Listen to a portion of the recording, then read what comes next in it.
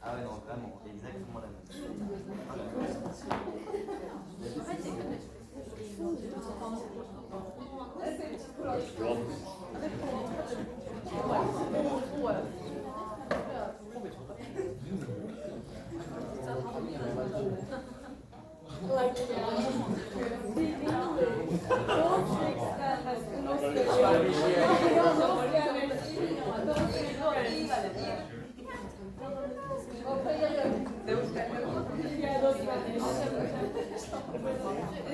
No Spanish.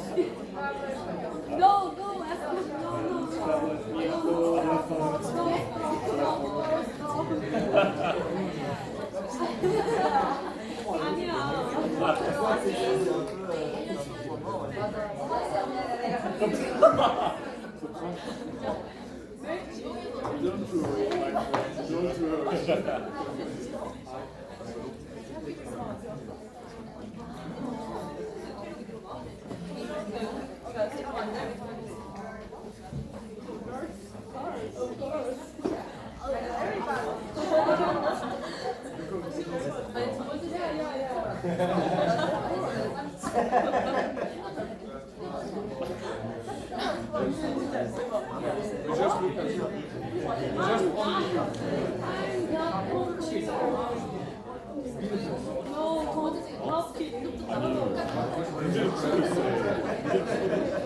이제 가발 맞추고 돌려. 이렇게 찍고 이게 내 손을 따라줘.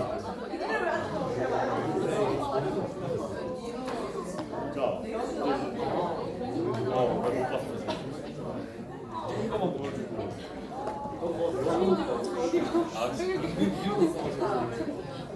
여기 한다, 여기 한다.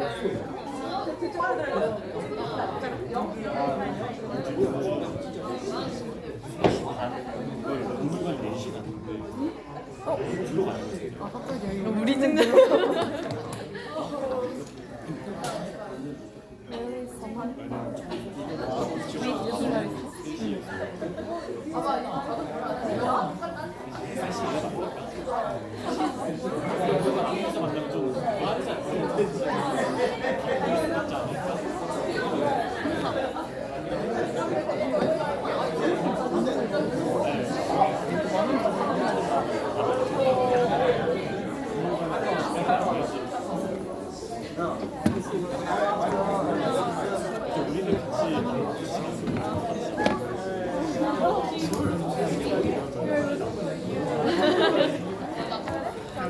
Yeah, of course. This is... C'est à toi ça? Non, c'est pas moi. Je pense. Ok, ça.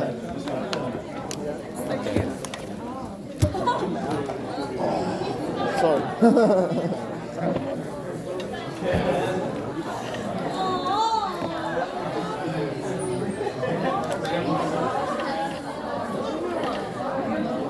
Qu'est-ce qu'on fait là? Tu vas avoir une introduction à la culture irlandaise, pas anglaise. Ok. Donc les Celtic, je pense, bah, c'est Celtic Festivals. Ouais, le foot gardique, c'est comment on dit ça? Yeah, it's recording.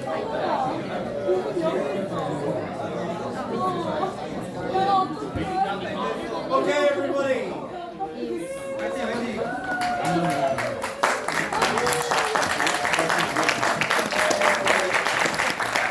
I have to give the credit to PowerPoint here. Okay, so nice to see everybody. Thank you to both teachers and students for coming over. So today I'm going to give you a talk, kind of an introduction into Irish culture, and we're going to be looking at some of the Celtic festivals. Okay, so first of all, these photographs here, they relate to 3 different festivals that we celebrate in Ireland, Celtic festivals. Do you know which festivals are involved? So, any idea what festival that one is from? Any guesses? No? Halloween? It is Halloween, yeah, well done. Well done, yeah. And then this one here.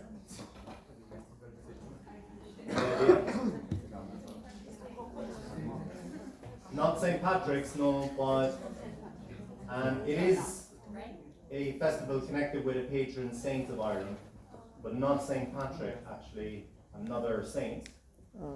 We've now got a national holiday to celebrate this saint, so it's St. Bridget. Okay, so St. Bridget's Day. And then the one in the middle. Any idea? Well, the one in the middle is to do with May Day. May Day, or Białysummer, as we call it in Irish. It's the first day of the summer. Okay, so first of all, this photograph here, right? So somebody correctly identified that it was to do with Halloween. What do you think is going on in the picture? What's the game that the person is playing?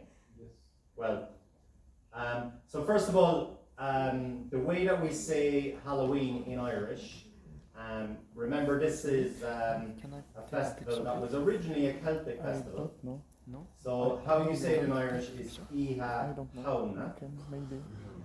Iha Hauna, okay? So this means Halloween night, okay?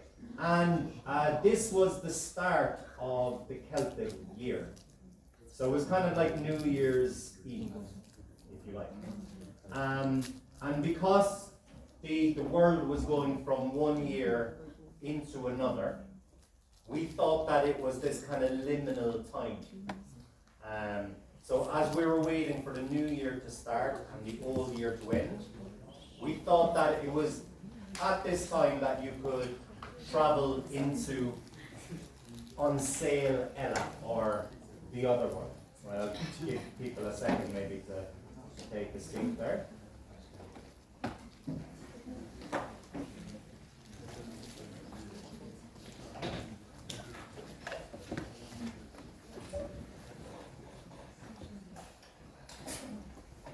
Okay, there's plenty of seats around this side if people want to sit down. Okay, I don't know why everybody chooses that door. I do as well when I come here, but I don't know, there's 2 doors. Anyway, yeah, so as I was saying, Ia Hauna, or Halloween, is the last night of the Celtic year. Okay, so a lot of the activities maybe that in other countries are associated with New Year's Eve, we used to do on Halloween Eve. So it was all about predicting the future, you know, and having good luck and having good fortune for the coming year. So one of the things that they do in Brazil, my other half is Brazilian, so I know this, they eat 12 grapes, okay, and then you have to keep the little pips, you know, the little seeds inside the grapes. You keep them for the following year, and then that's supposed to bring you good luck. There's another thing that they do as well in Brazil where they jump over 7 waves in the sea, and that kind of gives you good luck as well. So this one is a bit more, well, it's a bit more maybe scary, not necessarily a game that we would allow children to play today.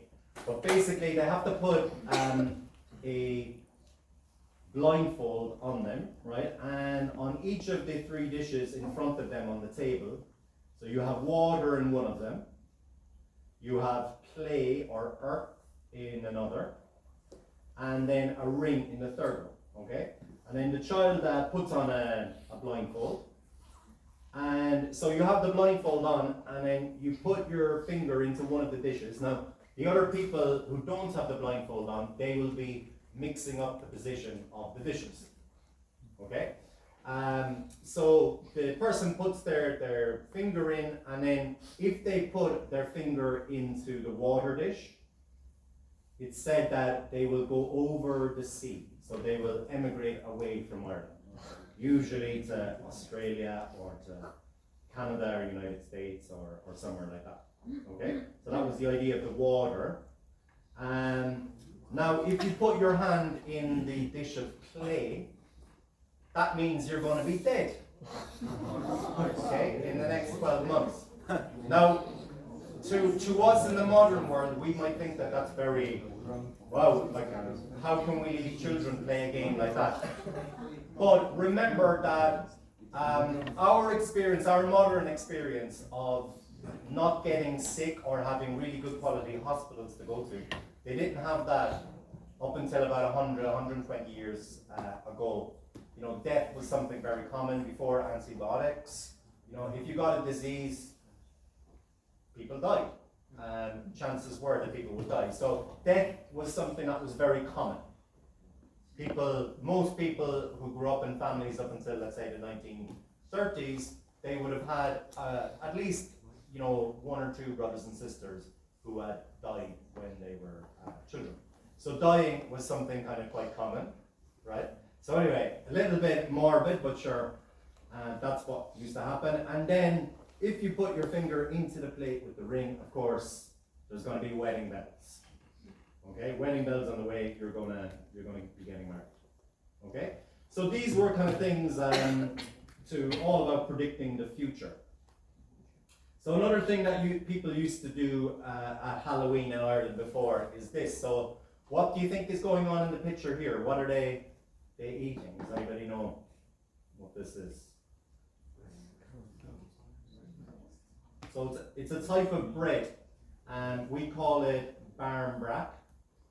Okay. Now I'll show you a picture of barmbrack. This is barmbrack here. Right. So it's kind of a fruit cake, I suppose, seeds with raisins in it that people make at Halloween. And then inside in this cake, they put these items in there. So they put a stick, a cloth, they put a little pea in there as well, a coin, right?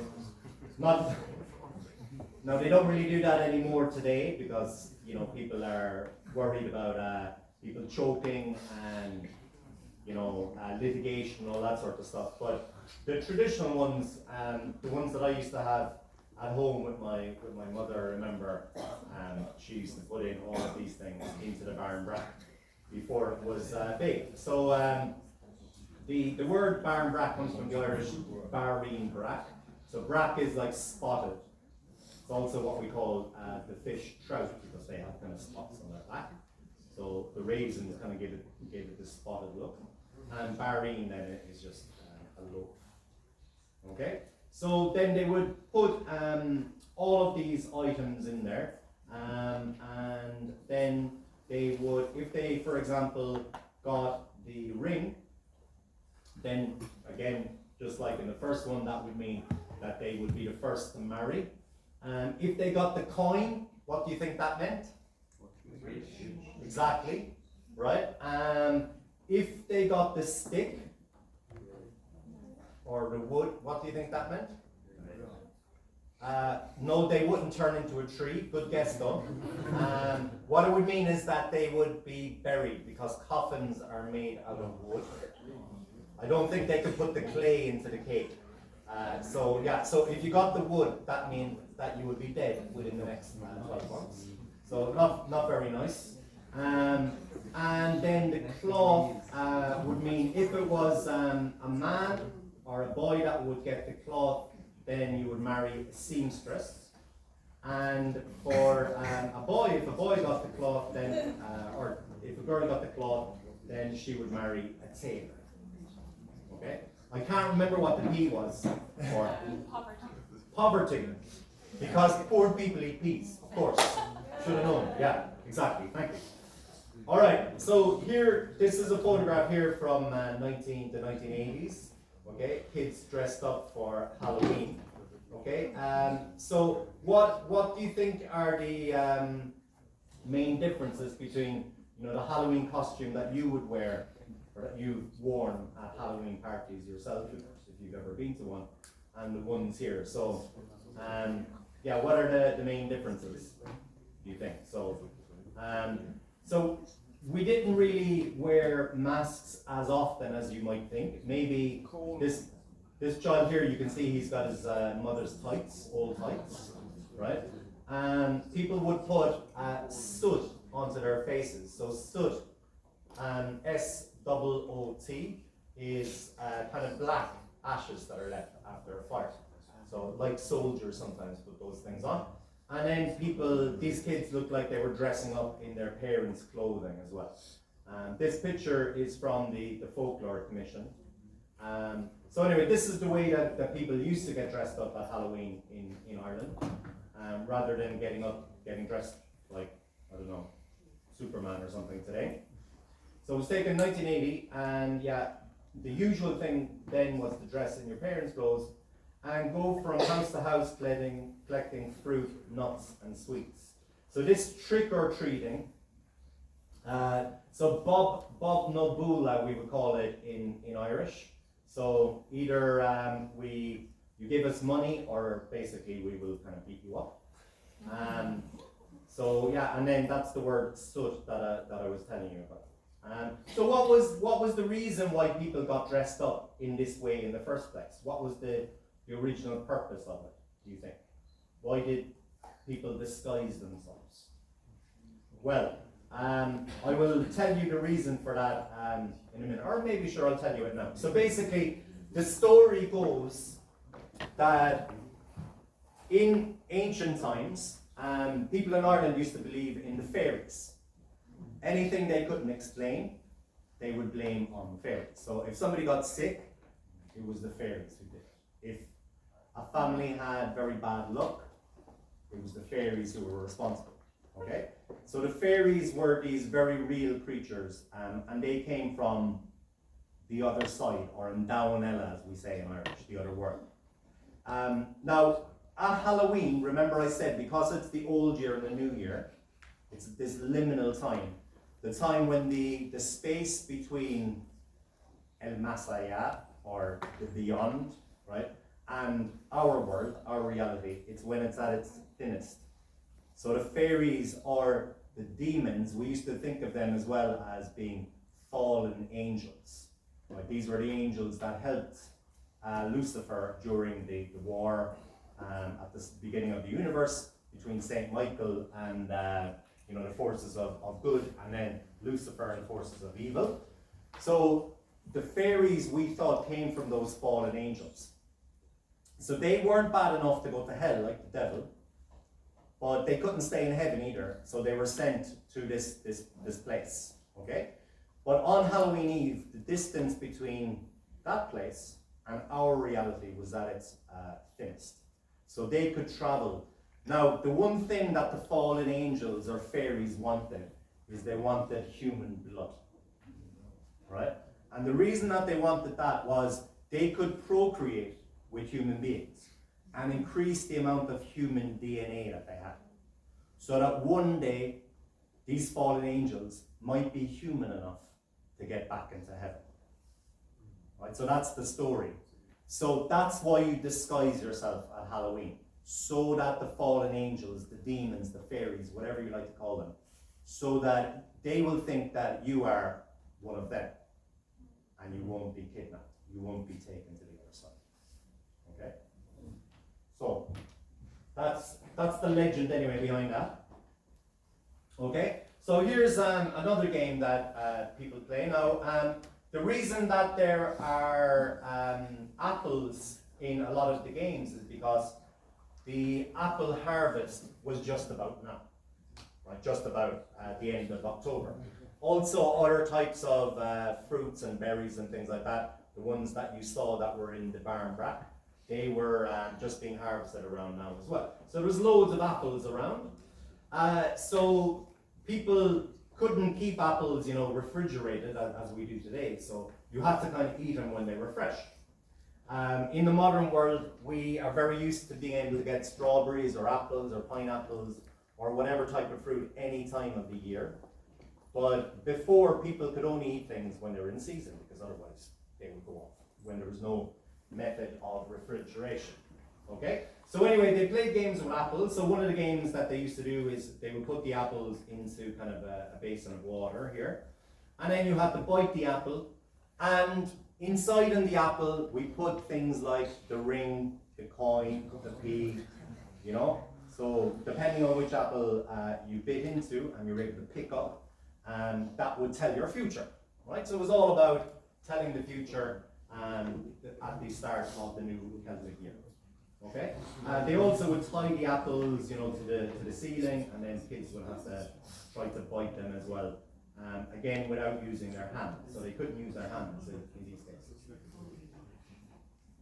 Okay, so a little bit more information about Halloween, or Iha Chauna. So Halloween is celebrated, and has been celebrated in Ireland for over 2,000 years. We associate it with the United States today, don't we? Most people think that Halloween's from there, but Halloween has been celebrated in Ireland for much, much, much longer than over there. Okay, and the thing about trick-or-treating as well, all of that comes from, the Celtic festival. So it was the biggest festival because, it was the start of the new year. So the word Samhain, so I said Iha Hauna, this is the genitive form of the word, but Samhain is the nominative form. So this means literally the end of summer. Samhain is summer, so Samhain was the end of summer. Okay, so Saura, was summer, and Samhain the end of summer. So the other thing is that Celts, remember, like a lot of ancient people, they were farmers, and by the end of October, beginning of November, they had harvested all of the crops, and particularly things like berries and apples and stuff like that, so that they had enough food for the cold winter. Now they could try to store things like apples underground, in underground cellars, that was a natural way of keeping it cooler, but a lot of the food they had to eat when it was fresh. So they had a big festival to kind of celebrate after all their work of bringing in the harvest and to give thanks to the Celtic gods. And this is the one that I'm saying about, the Celts believed that ghosts and demons and fallen angels, they were free to roam all around the Halloween. People were worried that they would be kidnapped and taken back to the supernatural realm, and Dawanella, the other world, as we say in Irish. And because of that, people would cover their faces, or they would try to disguise themselves with soot, so that the ghosts and demons and fairies, fallen angels, what have you, wouldn't recognize them. Okay, so this is another festival, and this is Lá Éile Brida, or St. Bridget's Day. Okay, so the lads here in the picture, they're celebrating Féile Brida, or Bridget's Day. So in Irish we call them Buchali na Briadóga, or the boys of the bride, or the bride oak. So this little baby here was representative of Bridget.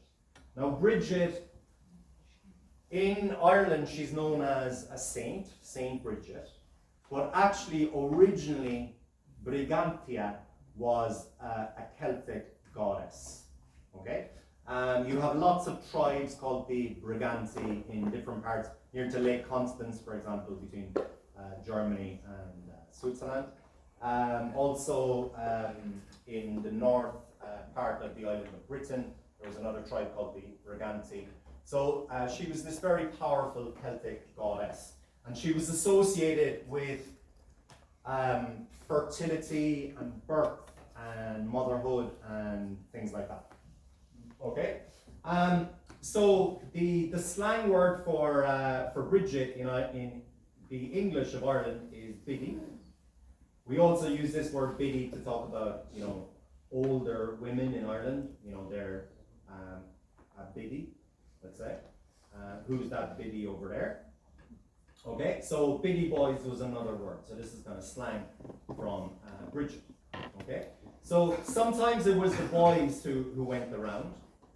Okay, and they would go around in the same way that kids go around at Halloween. So before, it wasn't just on Halloween that people went around knocking on the door asking for money or sweets or fruit or something like that. It was at these 4 Celtic festivals. Okay, so girls went around on their own in some areas. Sometimes all the children went around together. So they would go from house to house on St. Bridget's Eve. So Eve means the evening before.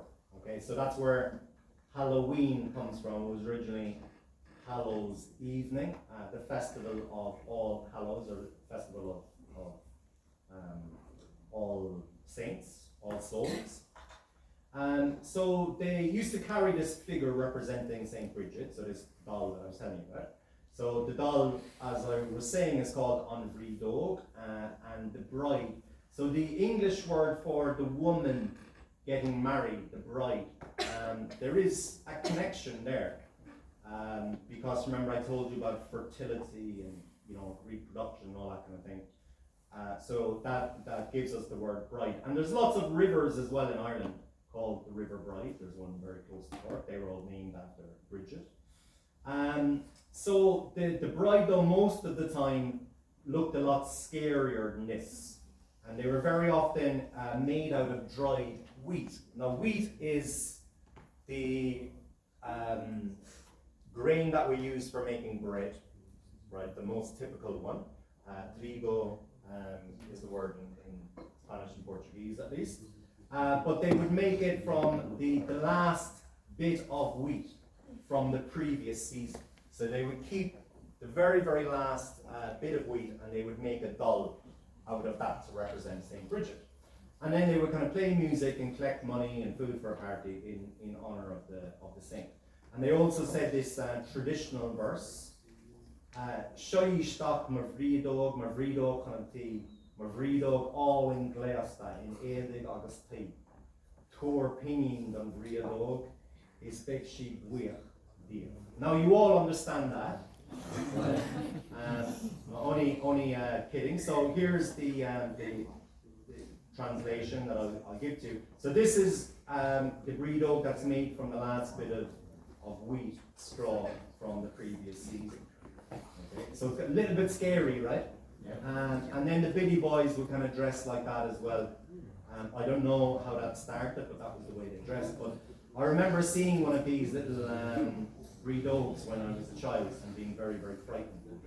The translation, anyway, is here in comes my bhrídóg, my little model of Bridget. My bhrídóg to your house. She's beautifully dressed in clothing and in straw, and give a penny for the bhrídóg and she'll be very happy with you. People did not want to get on the bad side of Bridget. Bridget would ensure luck for the forthcoming agricultural year. So it was just after this when people would start sowing the crops. And it was the start of the work year, really, for the agricultural economy that we used to have in Ireland. Okay, I'm just going to show you for a second a short video about this tradition. This is taken from the RT archives. Okay, so it's just giving you an idea what the St. Bridget's customs used to look like in the Ireland of yesterday. Well, yes, it is very old in this part of the country, and as far as we know, it goes back to the Middle Ages, when the eve of the feast day was a very important rural festival in rural Ireland. Is the tradition here very strong, Mr. Shepard? Well, particularly in the south of us, mainly the districts of Beaufort, Kilgarnet, Gapton Law, Glenveigh, all these picturesque localities at the foot of McLecory's Rakes. Well, is there much difference between the Biddy boys and the Wren boys? Mainly in the costumes. As far as we know, the Wren boys can have a variety of costumes, whereas in the Biddy groups, the costumes are more uniform. And the particular emphasis, as far as the Biddies are concerned, is the straw hat they wear. And what about the size of the groups? The size of the groups vary, anything from half a dozen to maybe 20 or 30. I noticed that some of the members in the groups are carrying dolls. Yes, the doll is perhaps could best describe the biddy, and the doll is a very important part of the group, and is an important feature also by the judges when they are determining the best competitors. And I noticed there are crosses too. Yes, the St. Bridget's cross probably originated with the advent of Telefyserum. The Telefyserum symbol, of course, was the St. Bridget's cross, and I'm sure that gave an inspiration to the biddy groups to introduce it also into their groups. I see the judges have commenced their job of finding out who has the best biddy. Mr. Shuppi, I noticed the one on the left has a very colourful headgear. Yes, that is a very spectacular departure from the usual type of headgear. Multicoloured flowers, artificial flowers, and the biddy is most artistically dressed with veil and St. Bridget's cross of rushes.